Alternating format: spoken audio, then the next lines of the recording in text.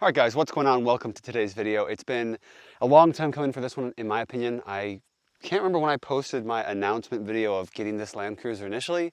It's been months, I know that, but it's been so fun bringing it up to this point, getting it to where it's at right now. And I just wanted to do a full rig walk around for you guys while we're out here camping. I wanted to just shout out this app. It's not a sponsor of the channel, but it's called AutoModlist. They're on the Apple App Store as well as the Google Play Store, and it lets you track all of the various mods and maintenance that you've done to specific vehicles. You can have multiple vehicles on there, track all of the mods you've done separately from all of the maintenance you've done, keeping track of prices, intervals, different notes that you want to put in the descriptions. It's fantastic. It really keeps me organized. Some companies have sent me out products and whatnot, and that has been really nice for building this truck, but we've spent a lot of money so far on getting the truck to be reliable, maintainable, and also modding it up to be more fun off-road and more capable. So we put about $7 grand into modifications, 1860-ish into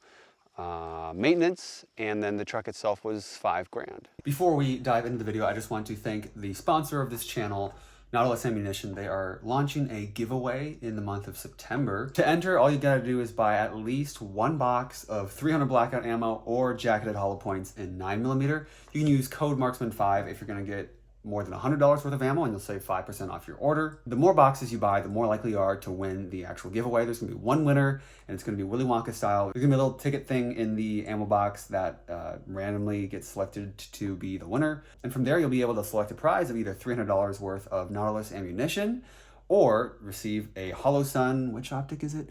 Parallel ACSS HS503. There was no way I was gonna remember that. When it's going to be chosen on October 1st and then announced the following week after that. Thank you so much, Nautilus, for being an incredible partner of the channel and having fun opportunities such as this one. We're just going to kind of work our way down exterior-wise and then start talking about the interior. And I'm just going to keep this angle the angle, and then we'll show B-roll as we're going through it. So we have the Coastal Off-Road DIY bumper kit. I welded this whole thing together myself. You can really tell. I did learn how to weld just for this project. My father-in-law gave me some pointers, some instructions on how to stick weld. I could have done a better job. And then I also painted the bumper myself. All right, next up front, we have some 4WD King 3-inch LED pod lights. These were, if you recognize them from the channel, they were on my FJ Cruiser build. They're ambers, and they're fantastic for the price that they come with. You have to get the wiring harness separately, but the installation was super easy, and the functionality, usability of them has been pretty good so far. Only had them on for the better half of a week. No water in them yet, so I'll be updating you guys on that. That's kind of the biggest downfall of cheap LED pod lights, is water tends to want to get in them. We painted the grill black. Really was getting crusty and kind of faded before, so that makes it a lot nicer. We have the 12,000 pound Badlands synthetic rope winch. Under the hood, we have some extended line differential breathers. That is super helpful in just making sure that the breathers stay open and can flow without getting clogged or getting water in them. It's mostly just to keep my differential seals from failing prematurely, but in the event of having to do a slightly high-ish water crossing, it could probably do that too. Some of the trim I painted black, so like the side mirrors and the handles, the door handles, they were not black, they were tan. Moving up top, we have the Prince roof rack. That has been great so far. I've really enjoyed using it and have had to... You're ruining my video, Mackie. Everyone thinks you're just crying. And yeah, it's been great for storing things on top of the tent. When I'm having to transport, on top of the tent, on top of the car, when I'm having to transport stuff to and from camp. Up top right now, we have a Pelican case where I just throw all of our crap in it, like the camp chairs, the axe, the camp table, and then the camp toilet. So it's kind of the amenities box, if you will. Mounted on the rack, we have a Nightbright or Nightlight. I can't remember which one it's called. 40-inch light bar. It's pretty bright. I like it, especially for the price. And yeah, the lighting department, I went very budget on. All of the lights on the exterior of the vehicle are LEDs as well. Even these guys. Replaced this housing right here to the European style. So originally it's supposed to be like this color on these side marker lights. The tires are 33-inch by 10.5-inch KO2s, BF Goodrich. They are a little bit narrower just because the size of my wheels were limiting. I couldn't get 33 by 12.5s, which is unfortunate. I was really excited to run that size, but I think it does help with the overall performance of the car. I know people say you don't have to re-gear with 33s. I think that my stock gearing is liking the 33 by 10.5s a little bit better than it would 33 by 12.5s. So that's been fine so far. Maybe one day we'll upgrade to 35s, you know, get a 2-inch lift, re-gear, but that will probably be a like $4,000 process. So put some rain guards or wind deflectors on the exterior windows.